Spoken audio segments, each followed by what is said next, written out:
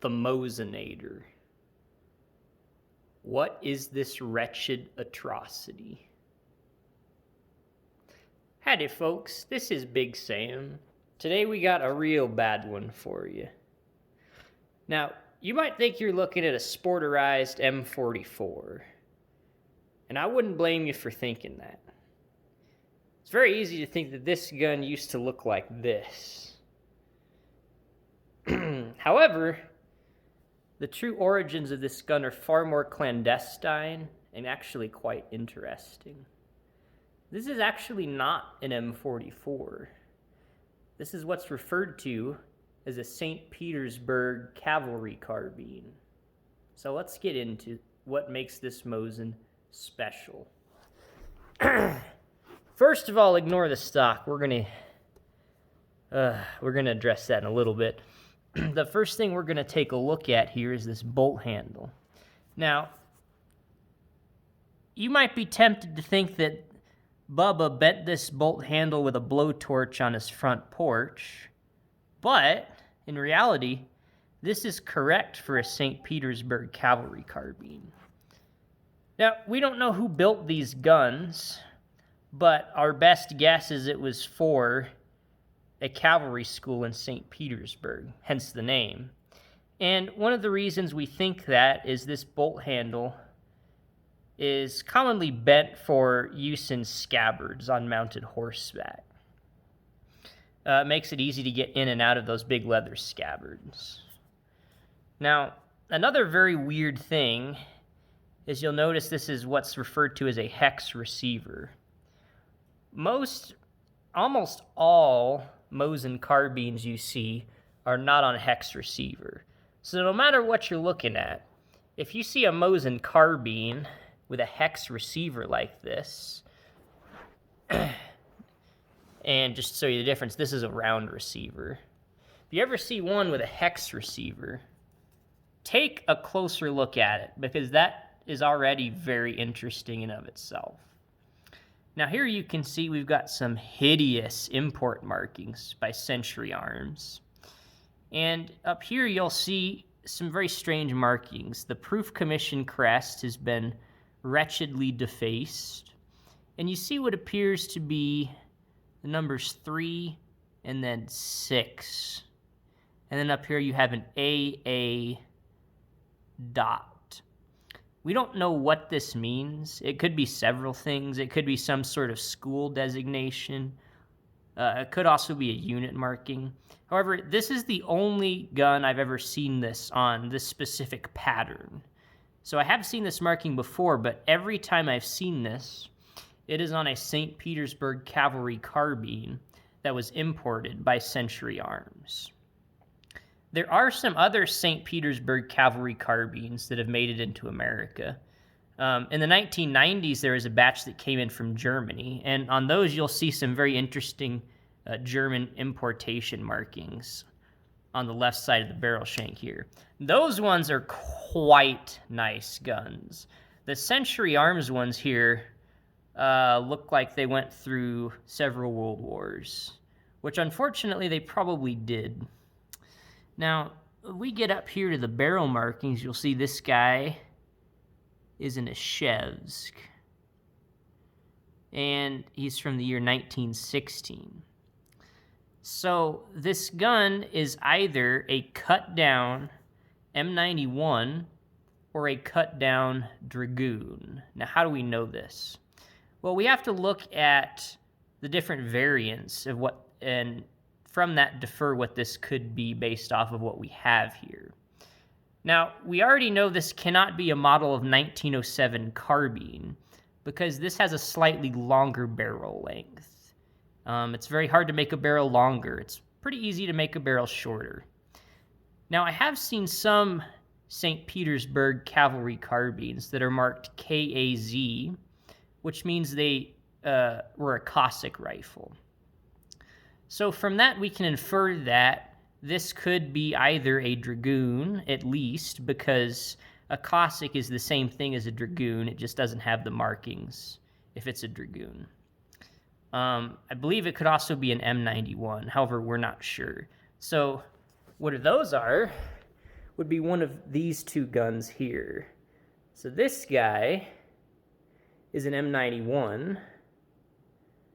And you can see this one is a dragoon, which is just going to be a little bit shorter, but basically the same gun. All right, just the barrel's a little shorter, and your barrel bands are a little different on a dragoon. But so this horrible abomination used to look like one of these two guns. Okay. Now, if you recall earlier, I stated this cannot be a model of 1907 carbine. This gets very weird because if you notice, this has the rear sight from a model of 1907 carbine. So now you might be very confused. However, this is correct. So St. Petersburg Cavalry Carbines all have model 1907 carbine rear sights. Again, we don't know much about these guns, the backstory or why, but it's certainly an interesting story because model of 1907 carbines are some of the rarest military rifles that have been imported into America.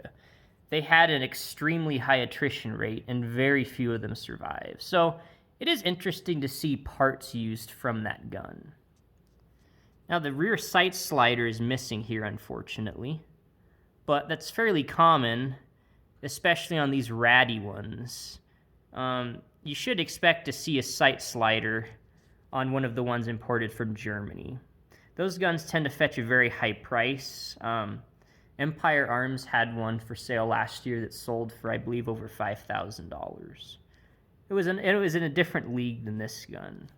This gun couldn't win a beauty contest if it was the only contestant and the only judge, unfortunately. But we still love it, right?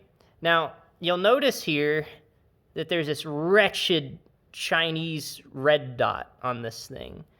Now, I put this on here because I'm trying to make this gun as ugly as possible. And this gun is already in a hideous state when I received it, so why not have fun with it, right? That's what I believe about guns. You should have fun with them. Now, I'm not in favor of permanent modifications such as shortening the barrel. However, this one was shortened, but was shortened probably 100 years ago, so it's historic. I wouldn't cut it down. I also would never drill and tap the receiver of one of these for a scope. As you can see, no permanent modifications have been made to this gun, though. So it is quite a fun piece of history, if nothing else. Now, we're going to get up here, and you'll notice the barrel is tapered right here. And this is interesting because this was actually designed to have a very particular and quite rare bayonet known as the Glukovich bayonet. And this was a very interesting bayonet that would actually fold all the way back here.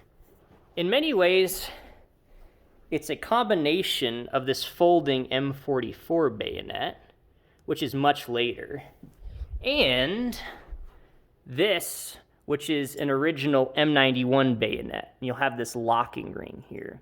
So imagine one that looks like this, but folds. I actually have a picture to show you. This is basically what a Glukovich bayonet looks like. Now, if you ever find one of these,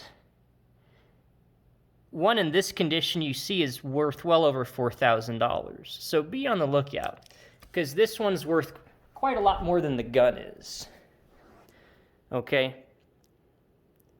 Now, this is not the original stock that this gun came in, as you would probably imagine, or at least hope. It's unfortunately a much more attractive stock than the one this gun came in. Let's take a look at that. This is the original stock this gun came in. And as you can see, this is about the ugliest thing that I've ever seen. So starting at the back here, we can see some massive wear, battle damage, whatever you want to call it. If this was at a gun show, this would be called massive character. There's no butt plate, as you can see. I'm not even going to attempt to try to put one on here because I just don't see the point. It's so worn. Now you'll notice this is quite an interesting thing here. This is not something you typically see on Mosin stocks. In fact, you never see this kind of thing on a Mosin stock. What is this? Let me zoom in a little bit here. You can see what looks like some sort of X marking on it.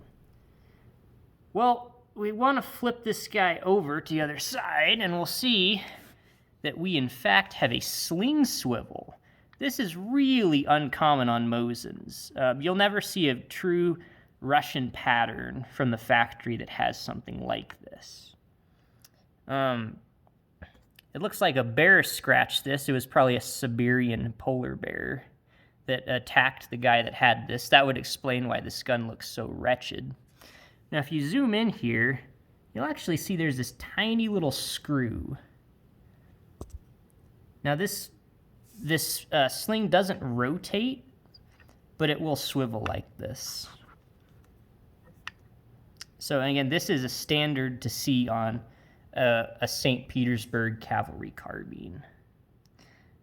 All right, so moving up the stock here, we see some sort of plug or repair here. You also see this weird marking, which kind of looks like that AA that we saw on the receiver. It's about the best view I can get on it, unfortunately. So, does that have anything to do with the marking on the receiver? I don't know. But if you think you know what that is, post it in the comments, because it's certainly interesting.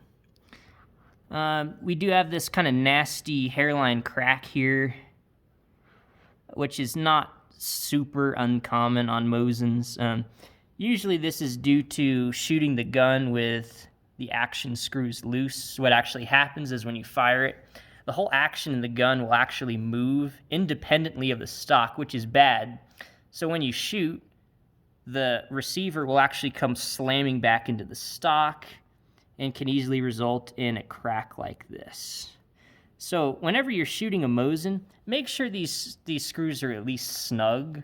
If you're able to hold on the bolt handle and pull the receiver back and forth within the stock, you need to tighten up those action screws. Because especially on older historic guns like this, you don't want to risk breaking the stock. It's just not worth it. So always make sure of that.